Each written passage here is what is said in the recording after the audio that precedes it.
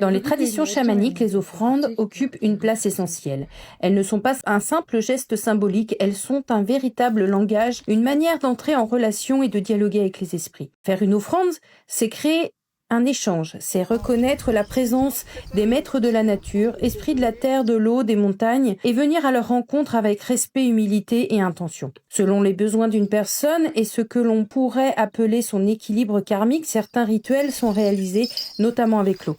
Le chaman invoque alors les esprits, ouvre un espace de communication et propose des offrandes adaptées, aliments, boissons ou autres éléments qu'ils apprécient. Il ne s'agit pas seulement de donner, mais d'écouter, comprendre et répondre à leurs attentes.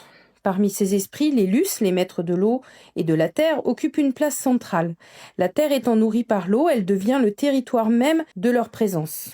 Apprendre à honorer ses forces est essentiel pour maintenir l'harmonie entre les humains et son environnement. Au cours des voyages, nous préparons ensemble les offrandes, nous prenons le temps d'écouter les messages, de ressentir ce qui est juste et de comprendre comment agir en accord avec les esprits. Il existe aussi des offrandes destinées aux savdag, les esprits des montagnes, des rivières et des lieux sacrés comme les Ovos. Ces rituels sont souvent plus puissants, plus engagés. Les chamans, parfois appelés oulag, les relayeurs, travaillent avec leurs oracles, leurs ongodes. Ils deviennent des ponts entre les mondes visibles et invisibles. Car si certains esprits peuvent être perçus, la plupart échappent au regard ordinaire. Lorsque les traditions ont été oubliées ou mises de côté pendant longtemps, il appartient aux chamans de rétablir ces liens. Par les offrandes, il vient apaiser, nourrir et réharmoniser les relations entre les humains et les esprits. Chaque rituel est unique. La manière de négocier, d'offrir dépend de l'intention, de protéger, de réparer, faire croître ou parfois mettre fin à certains déséquilibres. Durant nos voyages, nous pratiquons ces offrandes avec les participants en lien direct avec les esprits des lieux.